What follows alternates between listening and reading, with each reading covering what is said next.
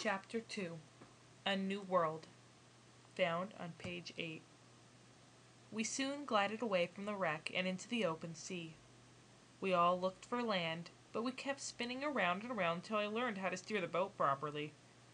We had left the dogs so we could not carry them, but as we sailed away they jumped into the water and came after us, yowling and barking. They made their way to the boat and rested their paws against it until we pulled them in, taking pity on them. We were especially glad to see the happy face of our own dog, Turk, barking at us on board. We rowed until we came near the land, past some cliffs. We saw a green, grassy patch among palm trees. "I wish I'd thought to bring the telescope," I said, just as Jack pulled it from his pocket with a laugh and twinkle in his eye. I could see through the telescope that there was a small, flat beach we could land on.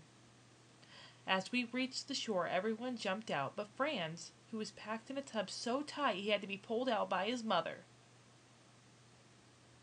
The dogs ran ahead, and flamingos and penguins and other birds on the beach began to shriek as they approached. We quickly uploaded our boat, setting the chickens and rooster free to roam. We all searched madly now for a place to spend the night. Soon we found 2 fallen trees, which we wedged into a frame. We draped the sailcloth we had packed in the boat around the trees, fastened it with pegs, and made ourselves a kind of tent with an entrance we could close. Then we sent the boys to search for moss and grass to spread out for beds while I made a fireplace near a river that ran next to the tent. We lit it with twigs and dried seaweed, filled a pot with water and food from the ship, and started to cook soup for our dinner. Fritz loaded the guns and left one with me as he went out to explore the coast beyond the river. Ernest and Jack went to look for shellfish in the shallow water along the shore. As I worked, I suddenly heard Jack yell, and ran to him with an axe in my hands. I found that a huge lobster had clamped itself on his leg. No matter how hard he kicked, he could not get it off. I pulled it from him, and Jack hit it with a stone. "Never hit in anger, Jack," I told him. Still, I was glad that we had another piece for our meal. "When we cook it," said Jack, "I want the claw all for myself." "I found oysters, but I didn't want to get wet catching them," said Ernest, who had come running up to see what the noise was about. "Ernest," I scowled at him, "you go and get us some of those oysters for our next meal, and don't let me hear you complain again about getting your feet wet. We all have to work now to survive." "I also found some salt in the rocks that had dried from the sea," added Ernest, trying to make good. "Nice work," I answered. "Go bring us some. That will be wonderful." He used a small stone to scrape some of the salt from the cracks in the rocks, and brought it back in his hands, no longer worrying about getting his feet wet. As the soup boiled, we suddenly realized that we had no spoons to eat with. "We could use the oyster shells as spoons," offered Ernest. "A great idea, son. You lead the boys to the oysters and clean a few out."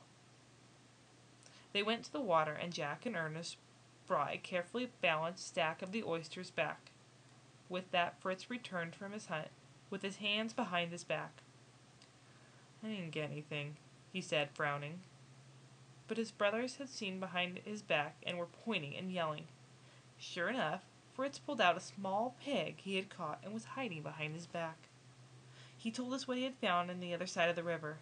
The lands there were quite beautiful, with a sloping shore and a field.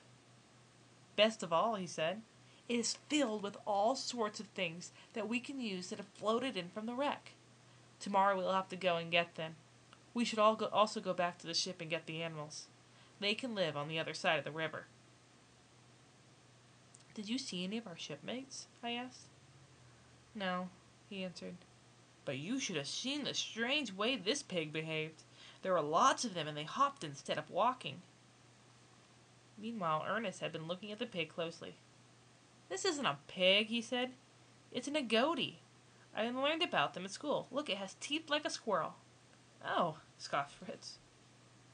"Now you're going to prove my pig isn't a pig." "He's right," I said closely. "It is an agouti, which is a large rodent. I had heard of them before." While he had been talking, Jack had been prying open oysters and had now handed them to us. We all gulped and tried them, and were left with the shells for spoons. As we ate, we saw that the dogs had surrounded the agouti and were about to attack it. Fritz leaped up in a rage, hit one of the dogs hard, and then threw stones after them. I quickly chased him and gave him a good talking to. Fritz, I said, you have to watch your temper. You have scared the dogs and we need them to help us. You must be calmer. Fritz felt badly and said he was sorry. By now it was getting dark and time for rest. The birds we had brought were all nestled around the rocks. We all settled in after a prayer. The children were surprised at how suddenly the night closed in so near to the equator. Quite quickly we were alone in total darkness, except for our campfire. It was not quite the first night we had imagined when we set out to be farmers in a new land, as part of a colony to be started in a new world, but it was a night we would never forget in our new home. End of chapter 2.